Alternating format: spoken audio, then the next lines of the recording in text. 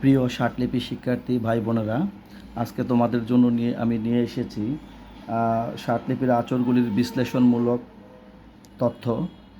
কিভাবে আমরা বিশ্লেষণ করব ষাটলিপির আঁচড়গুলিকে। যেমন আমরা প্রথমে বলেছিলাম তিনটা ভাগে ভাগ করব, তিনটি ভাগে ভাগ করব। একটা হচ্ছে বড়, একটা হচ্ছে মাঝারি, আর একটা হচ্ছে ছোট। মানে আঁচড়গুলি কিছু আঁচড় হবে বড়, কিছু মাঝারি, কিছু ছোট। এখন কোন কোন আঁচড়গুলি বড়, কোনটা মাঝারি এবং কোনটা ছোট সেটা আমরা এখন তোমাদেরকে দেখাবো। যেমন ক, কটা হচ্ছে মাঝারি, গ, গ ঘ হচ্ছে বড়, চ, চটা হচ্ছে মাঝারি উপর থেকে নিচে, ছ ছোট ছোট, জ, জটা হচ্ছে উপর থেকে নিচে বড়, ট, ট নিচ থেকে উপরে মাঝারি, ঠ, থ দুইটাই মাঝারি, দ, দ হচ্ছে নিচ থেকে উপরে বড়, ম, ন, নটা হচ্ছে মাঝারি, পটা মাঝারি, ফটা মাঝারি, বটা বড়, ব বড়, ভ বড়, ব ভ, তারপরে ম, মটাও আমরা বড় দেব, ন থেকে ম বড়, তারপরে রটা মাঝারি, লটা বড়, স, স হচ্ছে ছোট, স, তারপরে হ, হটা এরকম একটা বিন্দুর মতো, তারপরে হচ্ছে ও, ওটাও ছোট, আটা হচ্ছে বড়। আটা কেন বড়? এটা আ, ইটা হচ্ছে ছোট মাঝারি, হ হচ্ছে ছোট। এটা ছোট, মাঝারি, বড়।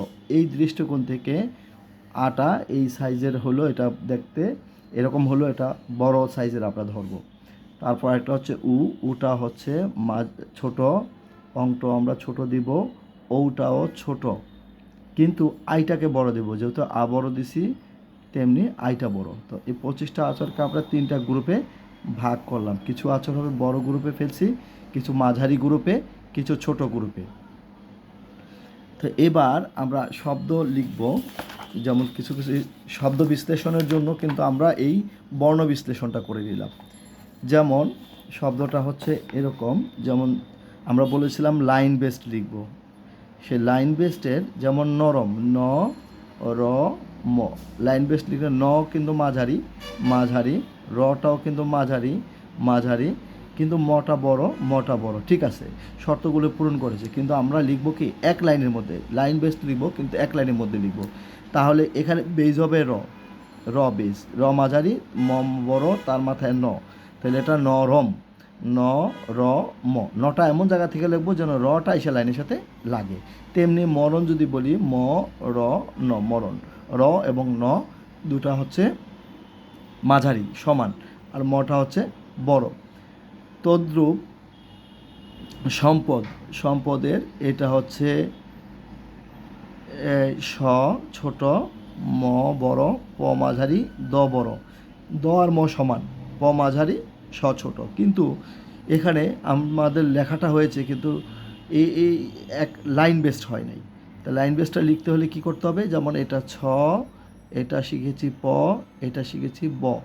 তো এখন স দ সদ, প দ পদ, ব দ বদ লিখলাম। তার মাথায় ম, তার মাথায় ম, তার মাথায় ম লিখলাম। তার মাথায় স ছোট, তার মাথায় স ছোট, তার মাথায় স ছোট। এখন এটা কিন্তু হয়েছে সমসদ শব্দ হয়েছে, বাট অর্থপূর্ণ হয়নি, এই জন্য বাদ। সমসদ। এটা হয়েছে সম্পদ, এটা হয়েছে সম্বদ, এটাও অর্থপূর্ণ হয়নি, তাই এটা হচ্ছে রাখা যাবে না, এটাও রাখা যাবে না। আমরা সম্পদ লিখবো। তাহলে সম্পদটা কীভাবে লিখবো? এমনভাবে লিখবো যেন ম এবং দশ দুইটাই কিন্তু আমরা শিখিয়েছি বড়, দ এবং ম এই দুইটাই কিন্তু বড় এবং একই সমান। হ্যাঁ, তো সেক্ষেত্রে যেহেতু একই সমান শিখিয়েছি বড়, তাহলে ম এবং দ সমান বড় লিখলাম, পটা মাঝারি, শটা ছোট। এইটা সকল শর্ত পূরণ করেছে, কিন্তু উপরে ঘরে কিন্তু এটা শটা লাগেনি। কেন লাগেনি? কারণ এটা প, তাই লাগেনি। এটা যদি ব হইতো এখানে, তাহলে আমরা উপরে ঘরের সাথে এখান থেকে শুরু করতাম। শুরুটা হয়তো এই ঘর থেকে লেগে এই পর্যন্ত। সম্পদ। আরও কিছু শব্দ দেখাচ্ছি তোমাদের, যেমন ফ, স, ল। এখন যদি এটাকে আমি উপরে ঘরে লাগাই লিখতাম, তো এটাকে ভ ধরা হইতো, ভসল। কারণ স, ফ, ভ, আমরা কি ধরতাম তখন? এটা ভ ধরতাম। এভাবে আরও কিছু শব্দ আছে, যেমন র, বড়। যদি আমরা লাইন বেস লিখতে যাই এরকম হবে, তো আমরা এক লাইনের মধ্যে লিখব। সেই জন্য আমরা কি করব? এটা স, এটা প, এটা ব। এটার মাথায় র দিলে রস, র স, র ছ, র মাঝারি, ছ ছোট। এটা র প, র আর প কিন্তু সমান, রপ। এটা রব, তাহলে আমাদের এটাও অর্থপূর্ণ হয় না, এটার অর্থপূর্ণ হয় না, এটা হয়েছে। কেন হয়েছে? এই জন্য আমাদেরকে উপর থেকে লাগিয়ে উপরের ঘরের সাথে নিচের লাইনে এসে মিশাতে হবে। এটা হচ্ছে রব, এটা হচ্ছে পরশ, কিন্তু আমি যদি এইভাবে লিখি তাহলে তখন ধরতে হবে বরস পুরো ঘর। এটা হচ্ছে বসন, আমরা এটা লিখতে পারি পশন, এটা লিখতে পারি শ্বসন। এটা বড়, আমাদের শর্তটা হচ্ছে যে বড় হচ্ছে এটা ছোট, এটা তাইলে তিন রকম হয়েছে, কিন্তু ছোট হয়েছে, এটা হচ্ছে এটা হচ্ছে তাইলে বসন।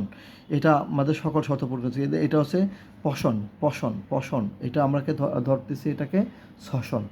তেমনি আরও কিছু শব্দ, এটা বলবো 2 ঘরে চলে যাচ্ছে আমাদের রুল চলে যায়, কিন্তু আমরা লিখবো কি 1 ঘরের মধ্যে। লটাকে বড় করে নিয়ে আসবো, এটা লাগাই দেবো এখানে এটা থেকে শুরু হবে, এটা শুরু, এখানে শেষ। উপরের লাইনে শুরু, শেষের লাইনে, নিচের লাইনে শেষ, মাঝখানে লটা বড়, তাহলে আমরা এটাকে ধরে নিব বলবো। এইভাবে আরও কিছু শব্দ আছে, সেটা হচ্ছে যে শরবত, স র স র ব ত, এখানে র আর ত সমান, কিন্তু বটা বড়, যেহেতু আমাদের বড় শিখেছি শরবত কিছু এবং ছোট, কিন্তু আমি যদি এইভাবে লিখতাম তো হয়ে যেত সরপথ, কারণ র ত প তিনটা কিন্তু মাঝারি হয়ে গেছে, তার মানে এটা সরপথ হয়ে গেছে। এটা অর্থপূর্ণ হয় নাই, এটা অর্থপূর্ণ হয়েছে, তাই এটা শরবত ধরব। পুরা ঘর ত আর র মাঝারি, শরবত। তারপরে এটা হচ্ছে প, আর এটা হচ্ছে ব, কারণ এটা মাঝখান থেকে লিখেছি, নিচে পটা মাঝারি, নিচ পর্যন্ত আসছে, এটা সপ, আর এটা হলো সব। এখন এটা যদি লাগাই দিই উপরে ঘরে দিয়ে, তাহলে শব্দ হবে, আর এটা যদি এভাবে দিই তাহলে স্বপন হবে। আর কিছু শব্দ আছে, তা হচ্ছে ইংরেজিতে কষ্ট হলে এভাবে আমরা লিখবো, আর এইবার উপর থেকে লিখলে কপট হয়ে যাবে, এটা হবে না।